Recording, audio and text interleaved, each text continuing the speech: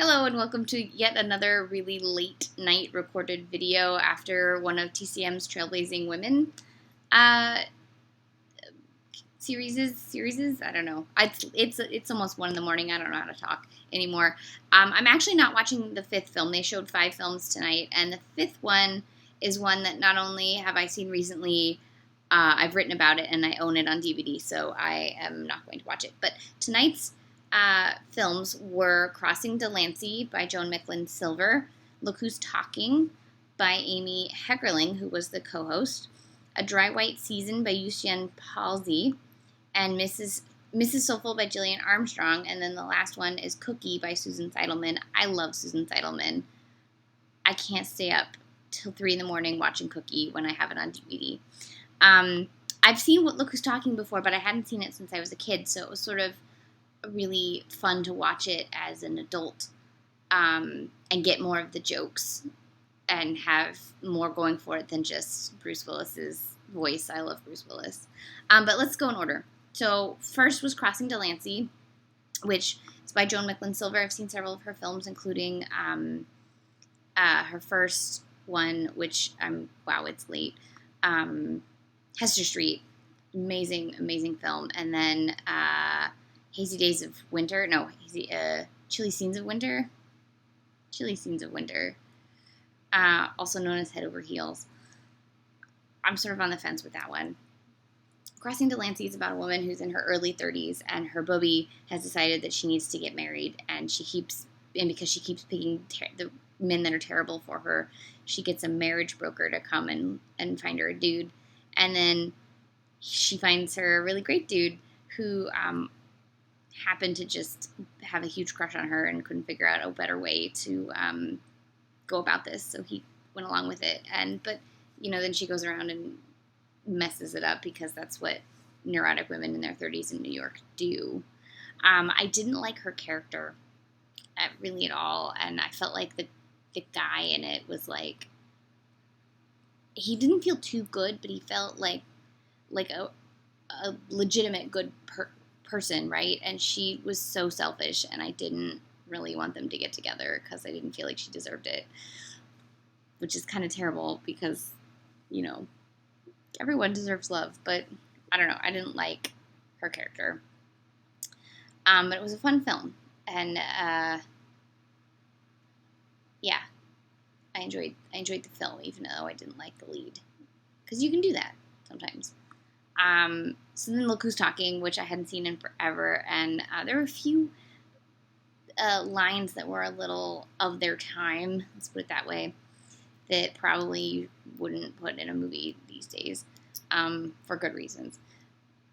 But as a whole, I quite liked the film. It's sort of another lead that I didn't particularly care for, but I could understand where she was coming from, I guess.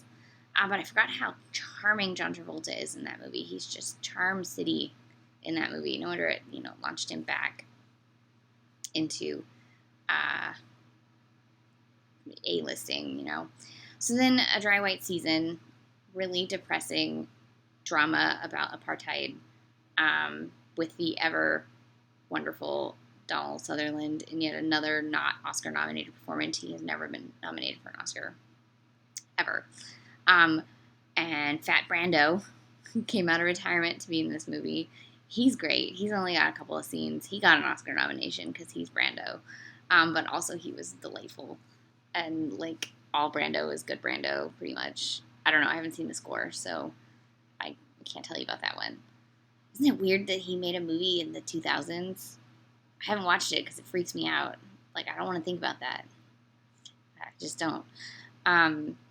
This was the first film funded by a major motion picture studio, directed by a black woman. So that's huge. And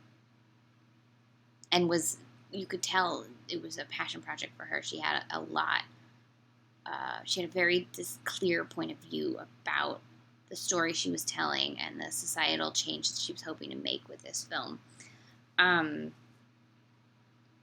It was sort of, I felt interesting that you have a black woman telling this story, and it's very much through the funnel of a white person coming to understand inequality.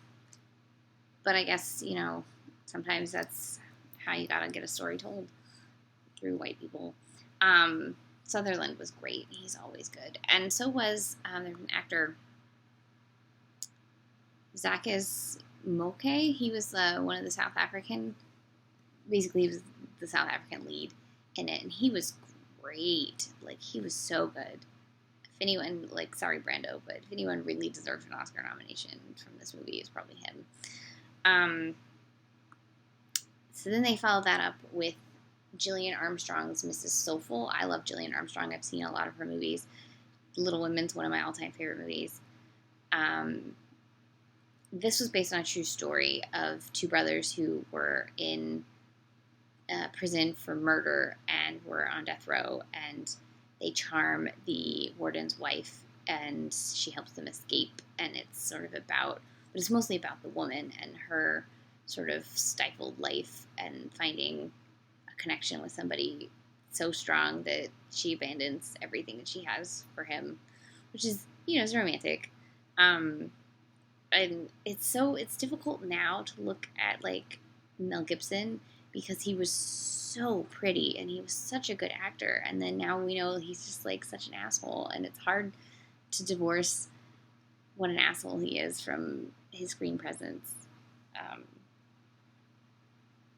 Because he's so pretty, and then you're like, no, don't think about him like that. Diane Keaton was great in this. I love Diane Keaton in the 80s. A couple years later, she did Baby Boom. Baby Boom's one of my favorites, written by Nancy Meyers.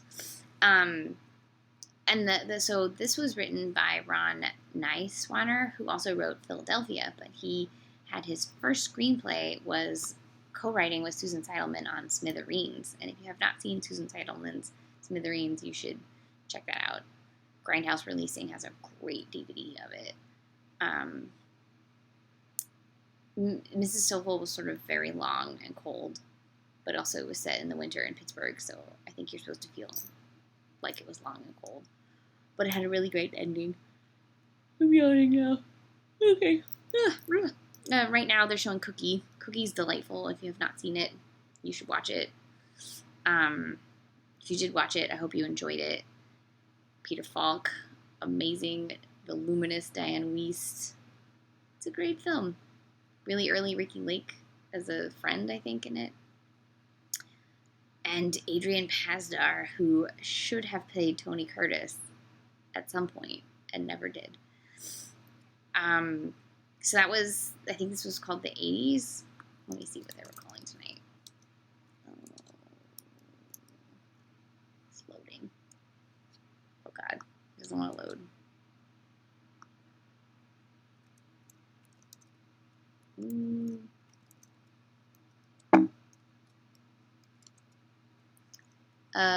It's called The 80s A Step Forward.